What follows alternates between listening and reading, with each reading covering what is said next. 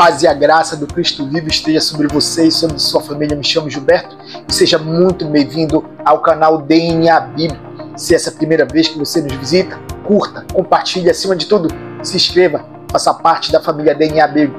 E se você já é o nosso companheiro, se você já faz parte dessa família, não custa nada você curtir, você compartilhar, seja também um canal de bênção de Cristo para levar a palavra de Deus àqueles que necessitam. E como eu falei no vídeo passado, hoje estaremos falando sobre o Salmo número 1, o que Deus tem para nos falar através desse salmo tão abençoado que é o Salmo 1. Fique conosco e seja abençoado por esse salmo.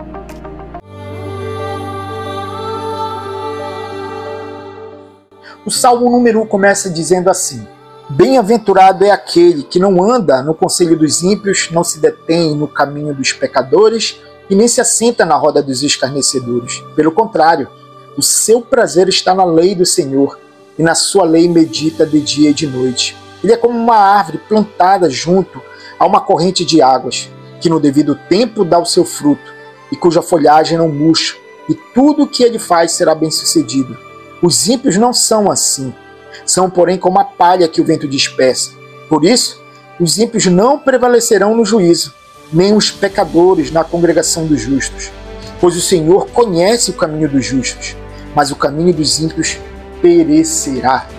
O Salmo 1 é como se fosse uma introdução de todo o complemento dos salmos. Esse salmo está dividido em duas partes. A primeira parte vai do versículo 1 ao versículo 3, que fala da atitude do homem bem-aventurado para com o mundo alienado de Deus.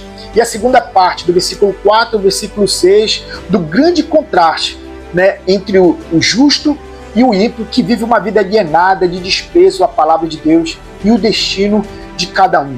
Este salmo traz ensinamentos de sabedoria muito profundo para o povo de Deus e nos leva a refletir que tipo de vida nós temos vivido, qual é o caminho que nós temos andado e qual é o futuro que nos espera. O salmista começa com um termo, com uma exclamação: bem-aventurado. Bem-aventurado é muito mais do que ser feliz. Bem-aventurado é ser abençoado, alguém que foi alvo do favor, da graça e da misericórdia de Deus. Não é por méritos, não é por boas obras, mas é unicamente por graça. Ser bem-aventurado é ter a revelação de Deus na nossa vida. Hoje podemos ser bem-aventurados também quando temos a palavra de Deus, a revelação perfeita nas nossas mãos. Essa bênção de Deus nos faz experimentar a verdadeira felicidade, a felicidade daqueles que têm comunhão com Deus. Mas esse homem bem-aventurado, ele vive numa atitude de oposição ao mundo alienado de Deus. Oposição ao mundo que despreza Deus e zombam da sua palavra. Veja os verbos que o salmista destaca.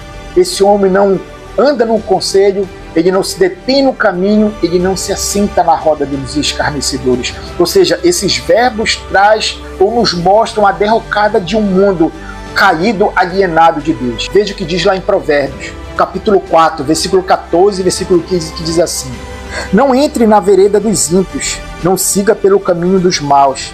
Evite esse caminho, não passe por ele, desvia-se dele e passe longe.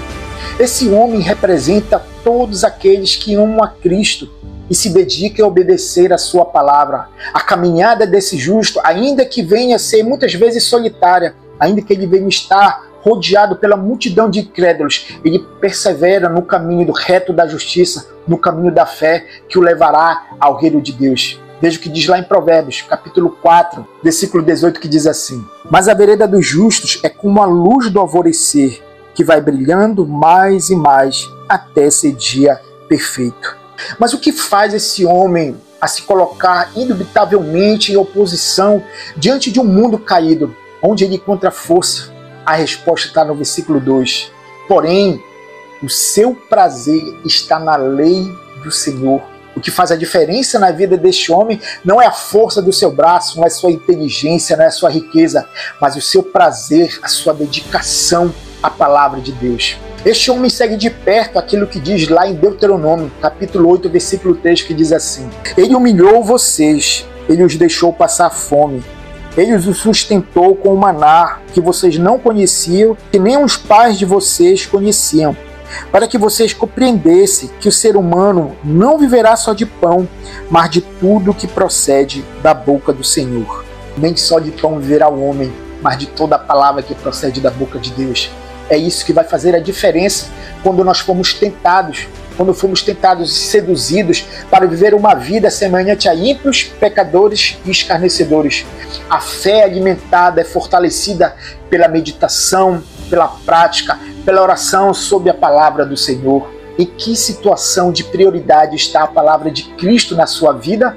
Reflita sobre isso. Eu quero ler alguns versículos do Salmo que é uma verdadeira carta de amor diante de Deus, a sua palavra, lá no Salmo 119, versículo 1 e versículo 2, que diz assim: Bem-aventurados os irrepreensíveis no seu caminho, que andam na lei do Senhor. Bem-aventurados os que guardam os seus testemunhos e o buscam de todo o coração. E é o versículo que eu mais amo nesse Salmo, o versículo 97, que diz assim: Quanto amo a tua lei, é minha meditação todo dia.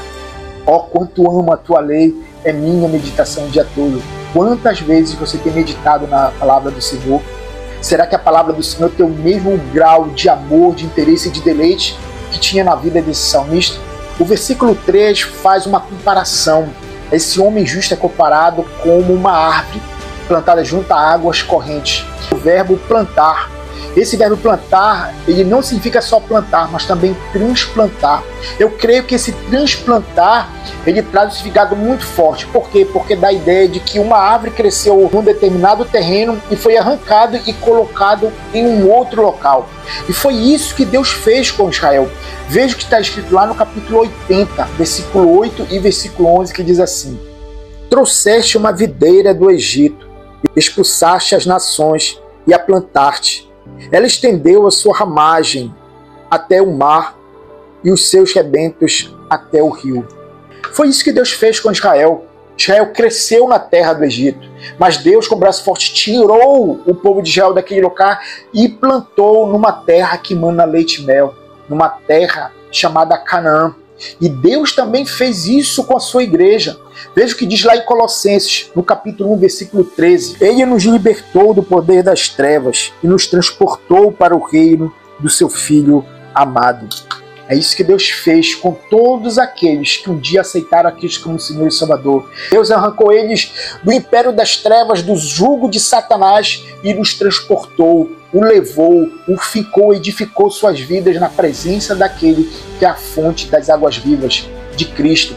E essas pessoas hoje são árvores frondosas que produzem fruto, não pela sua própria capacidade, mas porque elas estão unidas a Cristo. E Cristo nos ensinou isso lá no capítulo 15 de João, versículo 5, que diz assim: Eu sou a videira, vocês são os ramos. Quem permanece em mim e eu nele, esse dá muito fruto, porque sem mim vocês não podem fazer nada. Todos aqueles que estão ligados a Cristo produzem frutos, frutos que glorificam a Deus. Você está em Cristo, você tem produzido fruto, amor, obediência, santidade, temperança, o fruto do Espírito. E por fim, a segunda parte dos Salmos fala sobre os ímpios. No versículo 4, o salmista começa falando de uma maneira profundamente contrastante a vida e a caminhada dos justos. A figura aqui é de debulha, ou seja, quando os homens ou os fazendeiros pegavam o trigo, eles jogavam o trigo para cima e quando o grão pesado caía, a palha ou a casca daquele grão era levado pelo vento. A figura aqui é a figura de juízo. O texto diz que os ímpios não prevalecerão na congregação dos justos, ou seja, naquele grande dia, o dia do juízo, o Senhor separará justos de ímpios, aqueles que confiaram em Cristo e aqueles que desprezaram em Cristo. E no versículo 6, ele termina o salmo dizendo: o Senhor conhece o caminho dos justos. Eu chamo aqui a sua atenção para o verbo conhecer. Conhecer aqui não é somente ter uma percepção, adquirir conhecimento ou um conhecimento intelectual. Conhecer aqui no hebraico é iadar, que traz o significado de relacionamento íntimo. É um relacionamento eletivo, um amor eletivo. Aqui está contido a eleição soberana de Deus. Como assim, Gilberto? Aqui fala de conhecer, não tem nada a ver com eleição. O significado de Adar é eleição. Eu chamo sua atenção lá do profeta Amós, no capítulo 3, versículo 2. Veja o que está escrito: de todas as famílias da terra, somente vocês eu escolhi. Portanto, eu os punirei por todas as suas iniquidades. Aqui Deus, através do profeta Amós, está chamando a atenção do seu povo. Esse verbo escolher é a mesma palavra hebraica yadar, por conhecer. Esse conhecer aqui, como eu falei, tem um sentido de eleição, tem um sentido de escolha, de relacionamento íntimo. E junto com essa escolha soberana vem a providência divina. Deus não somente conhece, não somente tem uma intimidade, um relacionamento íntimo com os justos, mas Ele também traz a providência, Ele guarda, Ele protege, Ele preserva o caminho dos justos, comparado ao caminho dos ímpios, que levará à destruição, levará ao juízo, à condenação eterna. Qual é o caminho que você tem traçado? Qual é o caminho que você tem andado? Que tipo de vida você tem vivido? Será que a palavra de Deus, a revelação especial de Deus, tem um lugar especial de prioridade na sua vida? Qual tem sido o relacionamento com Deus? Qual é o caminho que você se encontra? No caminho dos justos ou no caminho dos ímpios? No caminho que leva à redenção eterna, à vida eterna, ou o caminho que te leva à destruição eterna? Reflita sobre isso. Que Deus te abençoe, que Deus te guarde, e que esse salmo venha ser bênção para a sua vida. Fique na paz do Senhor.